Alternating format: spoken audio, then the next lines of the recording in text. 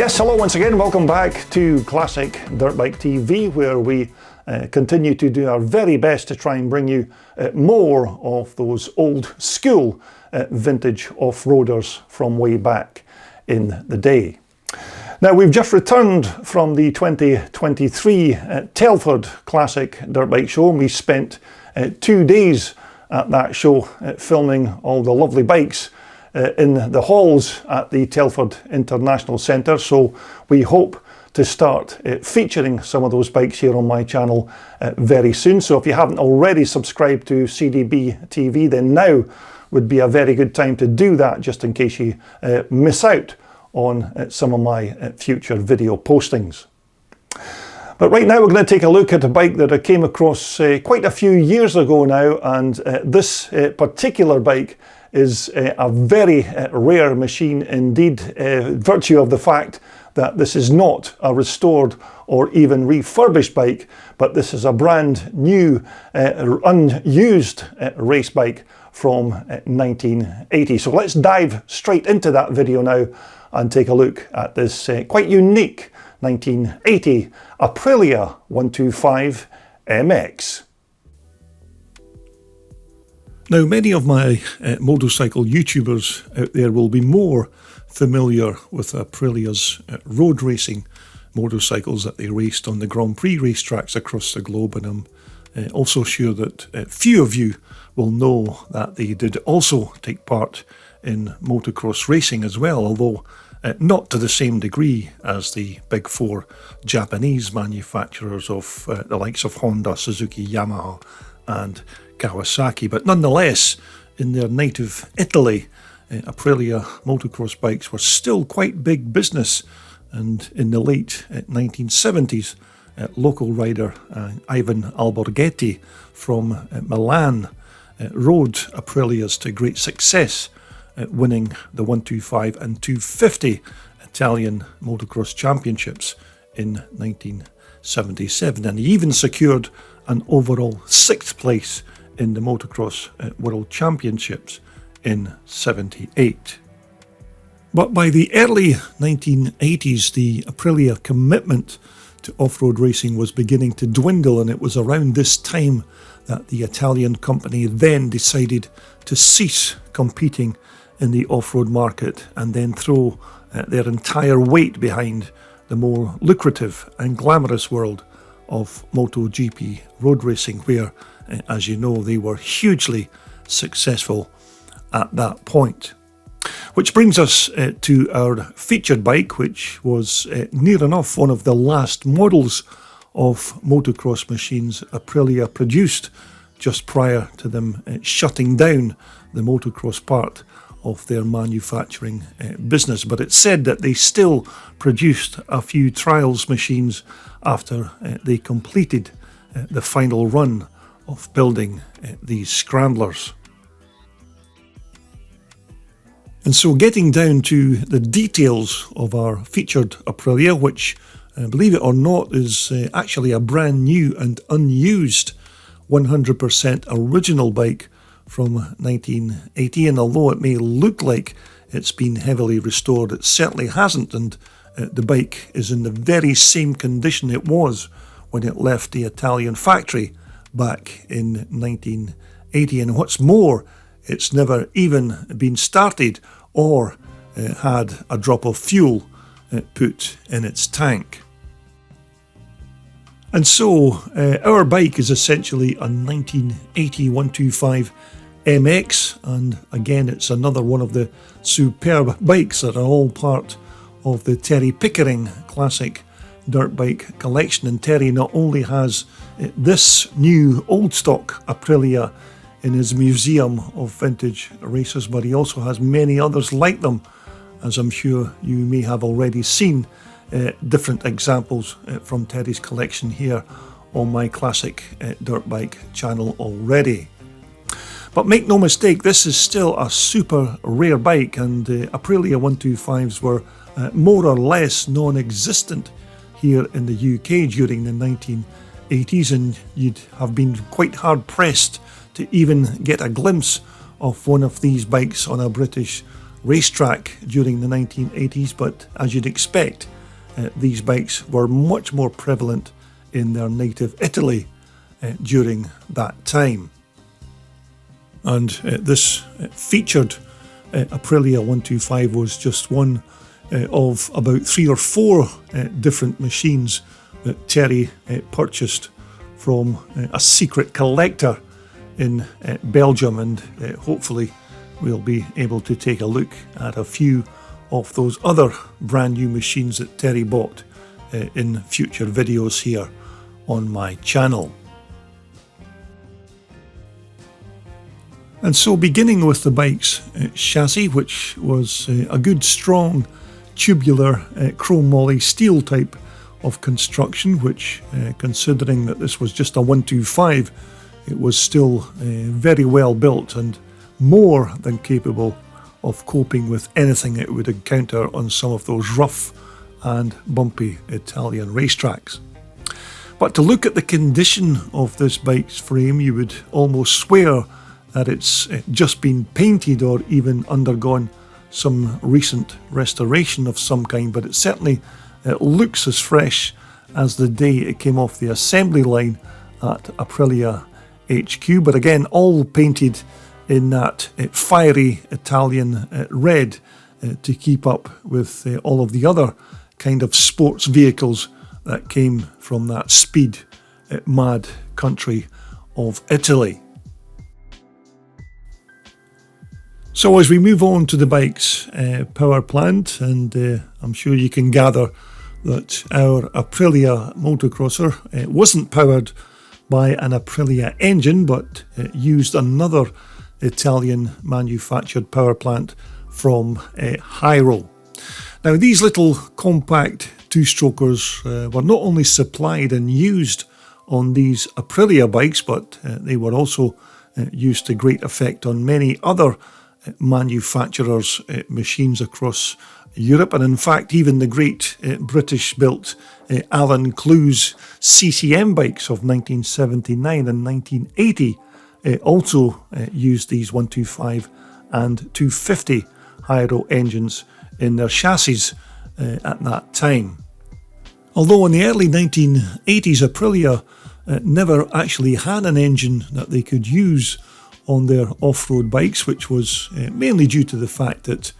off-road enduro and motocross machines weren't exactly the bread and butter of Aprilia at that time, but the bulk of their bike production was all concentrated on supplying commuters with two-wheel transport, and their competition department was mainly based around road racing motorcycles. But basically this was a 125 two-stroke piston port engine, and by all accounts these Hiro motors were very reliable and produced quite good power. And these engines were not only supplied to Aprilia, but as I said, to a multitude of other different manufacturers across Europe, including Ancelotti, Cagiva and TGM, to name just a few. But the Hiro engine company was by Andrea Mosconi in Reggio in Italy in 1973, and in the 13 years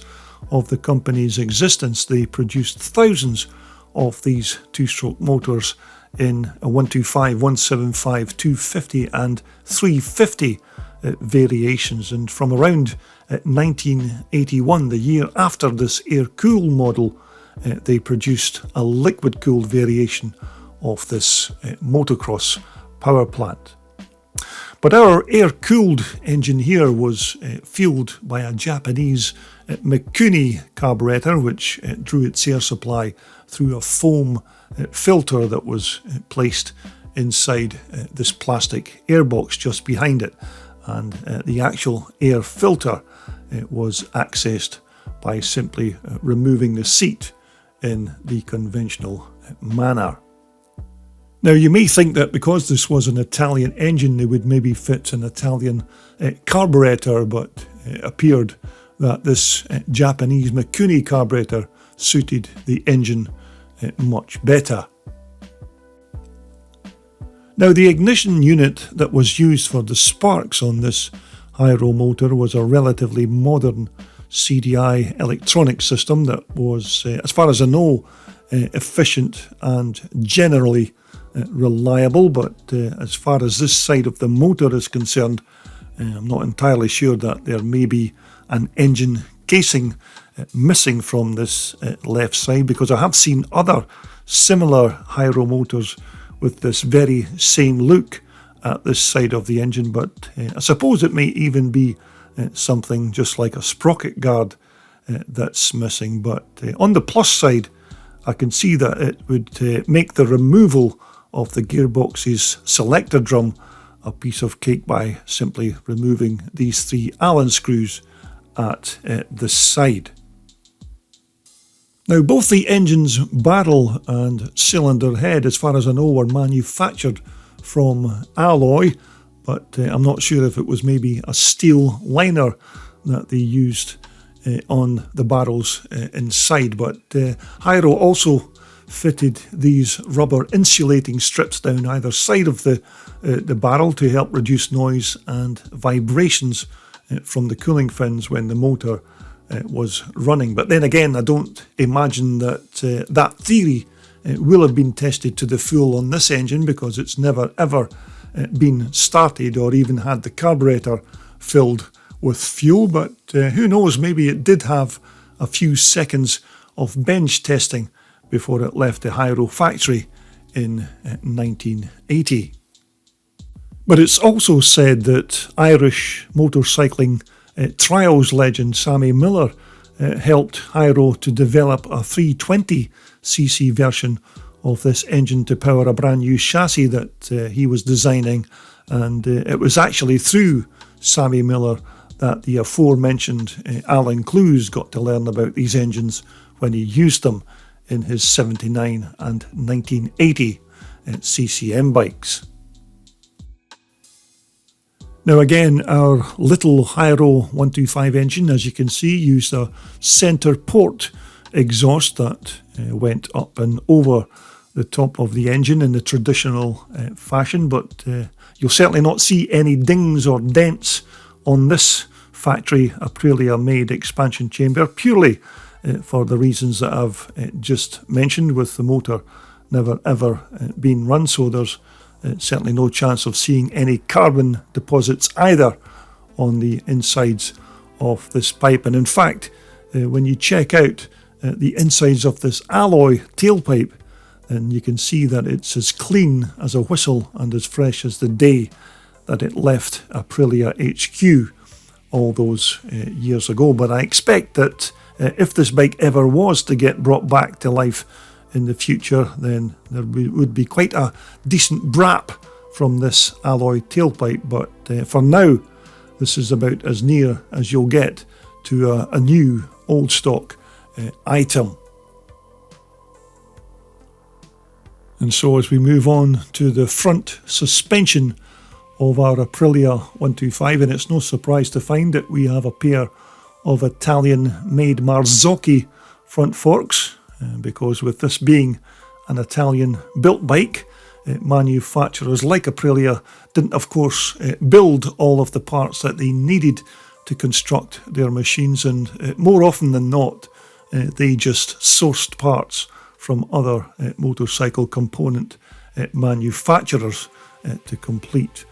their machines. But again, these Marzocchi forks were sold to many bike manufacturers across Europe, and even here in the UK, companies like Cotton EMC used these forks on their British-built scramblers in the late 1970s and early 80s. Although in terms of their quality and functionality, these Marzoccis I suppose were okay, and they did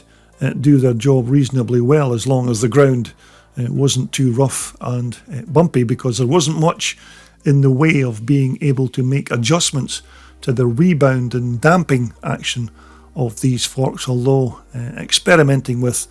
different weights of oil or maybe changing to softer or harder spring rates did help, but tuning was really all limited to just adding or removing air through the Schrader valves on the top of each fork leg. But with regards the front brakes on our Aprilia, who as you can see in 1980 were still using these old school drum brakes with those antiquated brake shoes inside, but these front stoppers were still pretty good, surprisingly. But then again, because this wasn't really a heavy bike, it was relatively easy to slow it up or bring it to a stop. And actually, I'm not even sure if the company ever made hydraulic disc brakes on any of their future motocross models, because it was only a year or two after they built this bike that they then pulled the plug on their entire motocross competition department. And so once again, and as per the front Italian Marzocchi forks, it's another Italian manufactured twin shock rear suspension that's bolted onto our 125 Aprilia, and this time round it's a pair of Bitubo twin shocks that are used on the rear. And these Bitubo units from 1980 were also said to be very good quality, and they were fitted with a kind of rubber compensating hose that was fitted onto the rear part of the top of the units, which basically linked the two shocks together as one. And in this picture here you can get a slightly better view of the rubber connecting pipe just behind those side panels.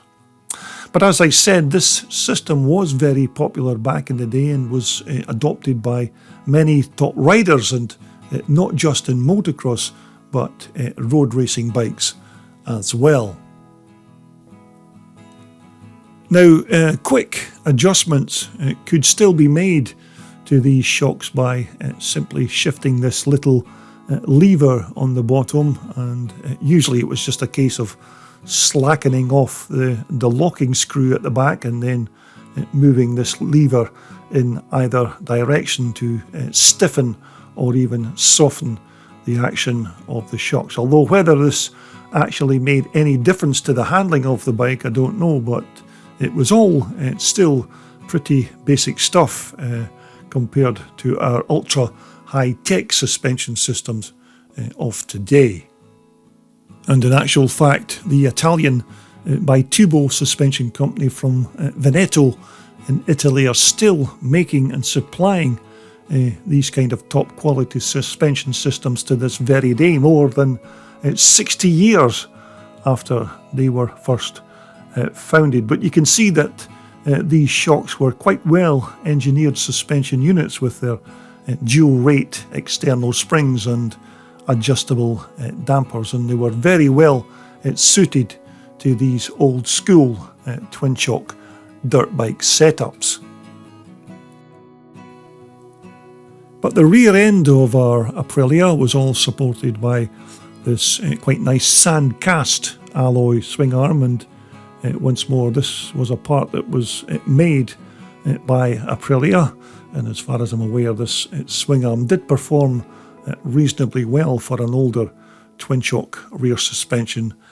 setup. But chain adjustment was a pretty straightforward procedure of just slackening off this rear wheel spindle nut and then loosening the chain adjuster lock nut, and then screwing the adjuster either in or out to tighten or slacken the chain. But you also had these very handy markers on each side so that you could keep the adjustment absolutely spot on and keep that rear wheel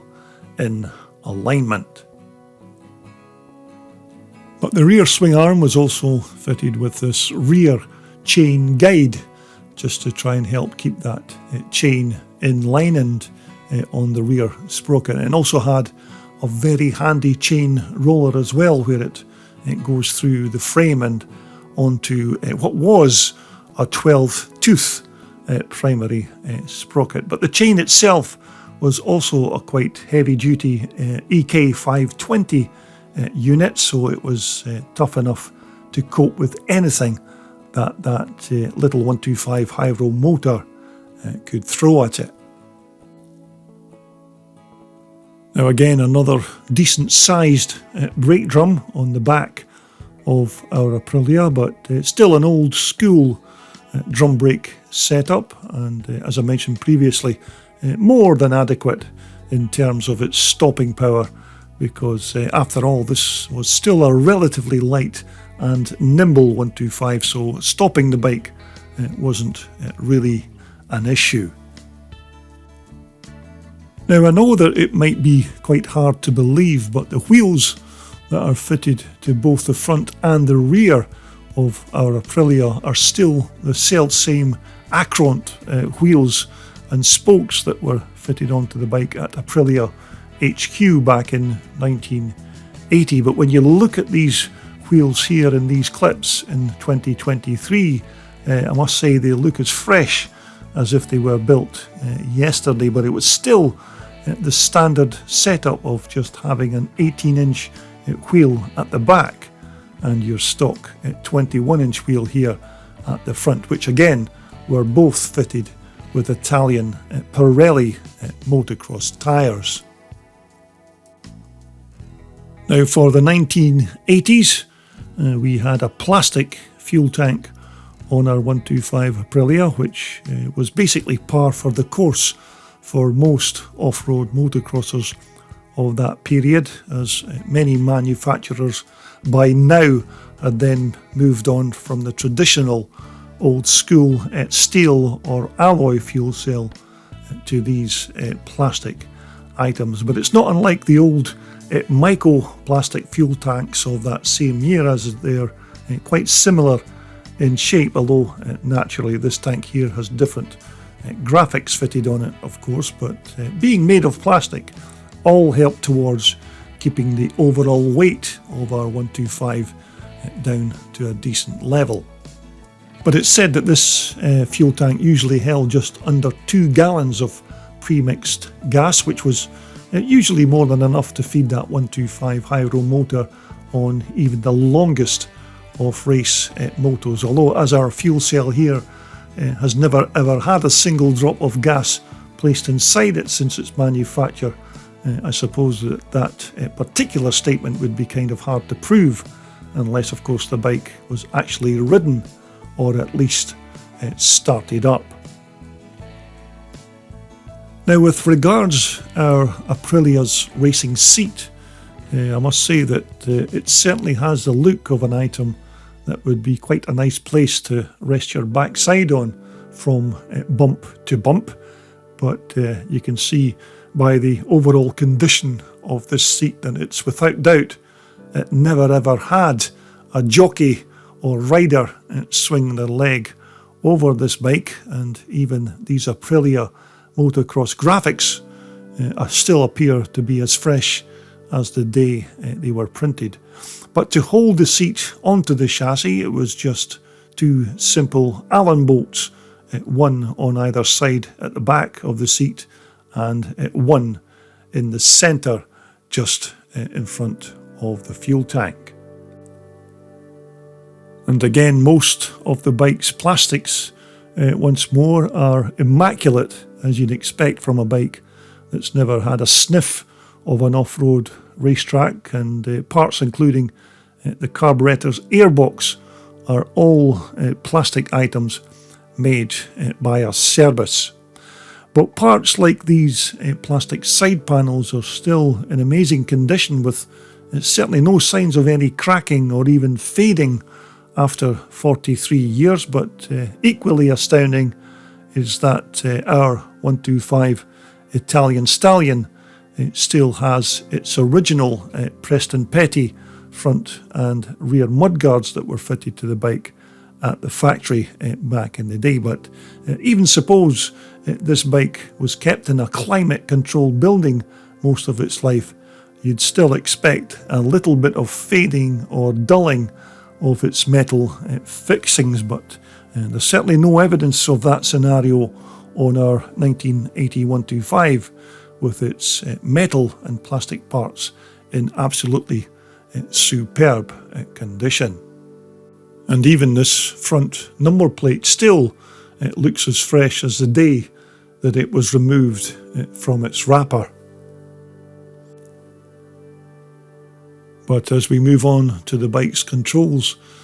department, we have more Italian manufactured parts with this HPS Tomaselli throttle twist grip, and most of the other bike's controls, including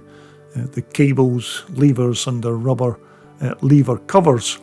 are all products manufactured by the Italian Tomaselli company, who not only supply their motorcycle products to Aprilia, but also to many other motorcycle manufacturers around the globe. And they have been in the motorcycle components business for more than 80 years, although nowadays most of their twist grip gassers and handlebar grips are now sold under the more easily recognisable Domino brand. But you certainly have to admit that our 1980 125 is without doubt a time capsule from way back in the day, and if it was a full restoration of one of these Italian stallions that we were looking at, then you'd no doubt, I'm sure, still be very impressed, because it's quite hard to even come across a second-hand example of these bikes nowadays, let alone catch a glimpse of one taking part in a race. But other than in their native Italy or Central Europe, you'd more than likely never even see one of these Aprilias at a race event. And in the many years that I've been following motocross, I can't say that I've ever seen one here in the UK. So in that respect, these are still very rare motorcycles. But when the current bike's owner, Terry Pickering, actually first bought this bike and a few more like it from a secret seller in Belgium, Terry told me that this was just one of a fantastic collection of very rare, brand new and unused race bikes that particular owner had tucked away in his warehouse. But the story goes that back in the late 1970s and early 80s, riders were then starting to switch from their older European bikes to the much better, faster and cheaper Japanese machines, which consequently then left dealerships across Europe with lots of brand new unused machines that they just couldn't sell. And so our aforementioned collector then began trekking around the dealerships, buying up unused and unwanted European dirt bikes at knockdown prices, and then carefully storing them away until such times as the market was more favourable to sell them on. But I'm not entirely sure as to what Terry paid for our 125 1980 Aprilia, but I'll wager it was probably more than 4 or 5 times than its purchase price was in 1980. But then again, you're not paying for an old rare bike that's undergone a full strip down and rebuild, where naturally it would then lose its originality and authenticity as a stock new machine. And because our featured bike here is the real deal and without doubt a piece of motocross history in its own right, who wouldn't want to own an unused, untainted and factory fresh machine from that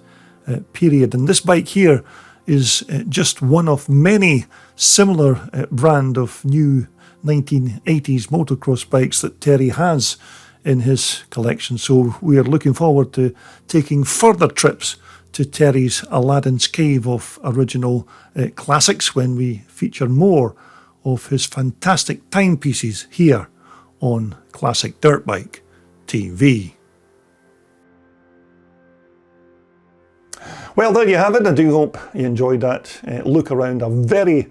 rare 1980 Aprilia 125 MX twin shocker. Another one of those fantastic bikes that is part of the Terry Pickering classic dirt bike collection. But as I said, we've just recently returned from the 2023 Telford Classic Dirt Bike Show. We hope to start to feature some of those machines in my next video posting here on my channel. So if you haven't already subscribed to CDB TV, then now would be a very good time to do that in order that you don't miss out on any of the fantastic bikes that we captured over the course of the 2 days at the show. But until next time, everybody out there, continue to be safe and well when you're riding those old vintage dirt bikes, and hope to see you back here again very soon so we can talk about more of this old school type of vintage iron right here on your #1 and favourite Classic Dirt Bike TV channel.